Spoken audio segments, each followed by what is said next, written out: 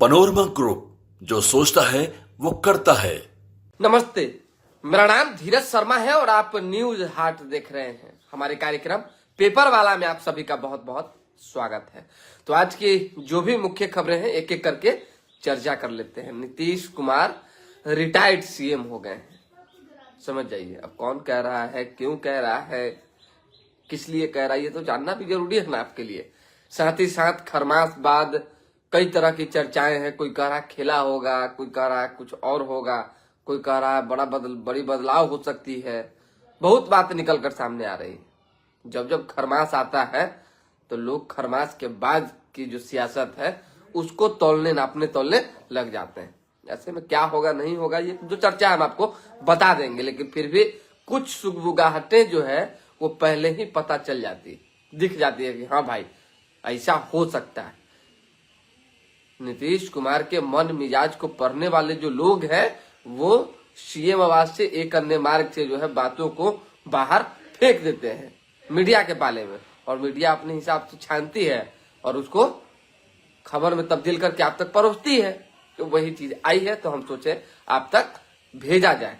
और एक और खबर है मुकेश रोशन से रिलेटेड। मुकेश रोशन को जान से मारने की धमकी मिली है। अब धमकी क्यों दिया गया, किसने दिया है, इसकी जांच हो रही है। हालांकि शिकायतें जो है मुकेश रोशन ने एसएसपी से की है। एसएसपी ने लिखित शिकायत दर्ज करने की बात कही है और बहुत सारी की जो बातें फोन कॉल पे की गई है उसकी रिकॉर्डिंग खंगालने की कोशिश हो रही है। देखिए, किसी भी नेता को जान से मारने की धमकी ये पहली खबर नहीं है। इससे पहले भी पप्पू यादव लगातार गिरगिरा रहे हैं कि भाई हमको जान से मारने की कोई धमकी दे रहा है, कोई गाली दे रहा है, कोई उठाने की धमकी दे रहा है, कोई अपहरण की धमकी, बहुत तरह की बात कर रहा है। पुलिस कह रही है कि हम खुद जानबूझ के जो है ये धमकी दिलवा रहे हैं। पता नहीं हम मर जाएंगे, ऊपर चल जाएंगे, तब प्रशासन को पता चलेगा, नीतीश कुमार को पता चलेगा कि ना पप्पू यादव तो सही कर रहे थे।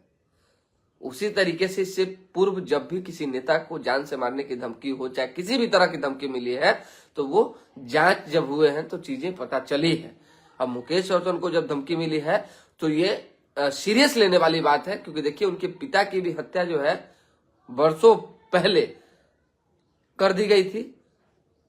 और जान का खतरा जब भी किसी पर होता है और जब भी किसी को धमकी दी जाती है तो उसके लिए प्रशासन को सजग रहने की जरूरत है और तहकीकात कर जो है सच को सामने लाने की जरूरत है। अब जांच चल रही है, क्या कुछ सामने आएगा देखना होगा। अरविंद यादव जी हैं, गुड मॉर्निंग सर, आपको भी सुप्रभात।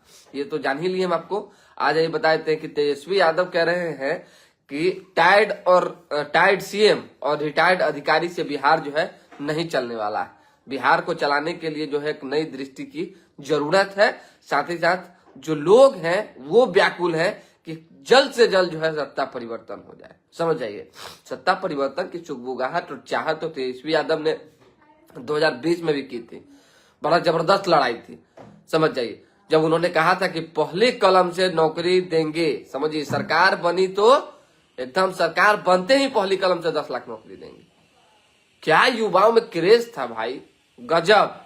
मतलब जहां जाइए, जिस समाज के लोगों के पास जाइए, एक बार मौका देंगे तेजस्वी यादव को, एक बार मौका देंगे तेजस्वी यादव को। मतलब तनके सानी से चूक गए हैं। यानी तो पिछली दफा जो है सरकार बनने से कोई रोक नहीं सकता था। खैर चलिए, सरकार का बनना न बनना ये तो किस्मत का खेल है, जनता तय करती है।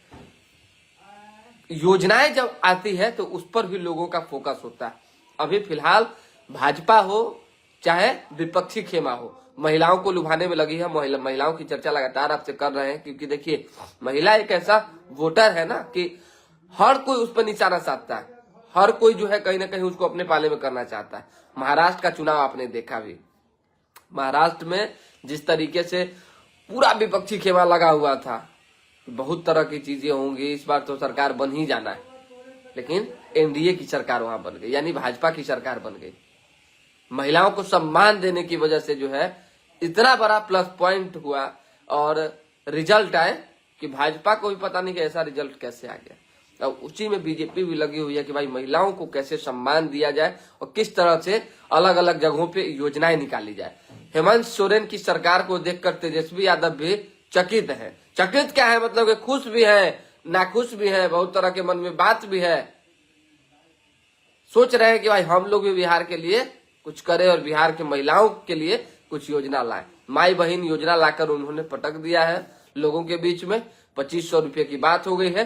अब पूरा मतलब जवार भर में चर्चा, गांव में तो समझिए कि एक एक कान तक ना महिला के पहुंच जाता है जी।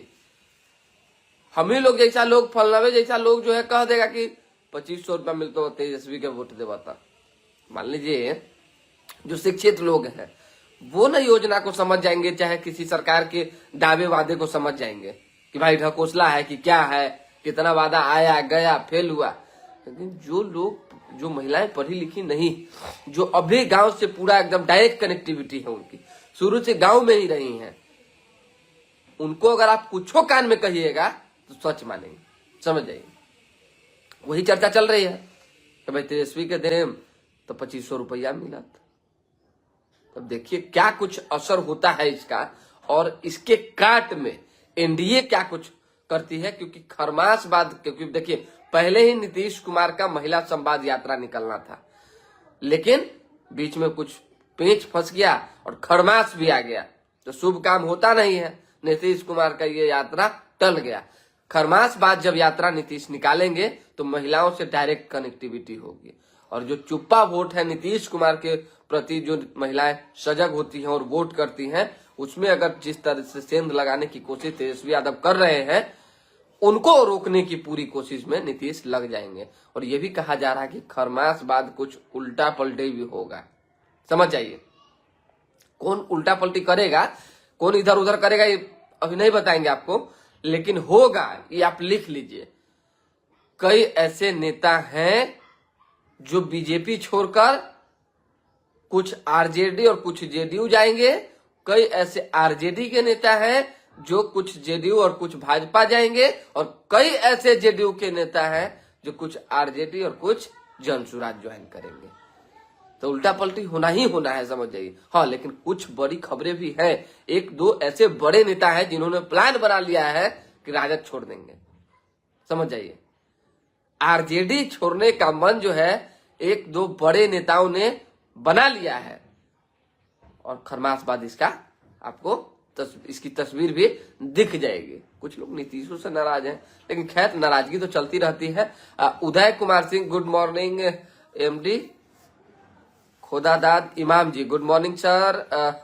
सुमन वर्मा, नीतीश कुमार इस बार कुर्सी त्याग करेंगे कि नहीं? अब नीतीश कुमार कुर्सी त्याग करेंगे कि नहीं करेंगे हम कैसे बता दें? भाजपा ने तो कह दिया कि सीएम नीतीश कुमार होंगे।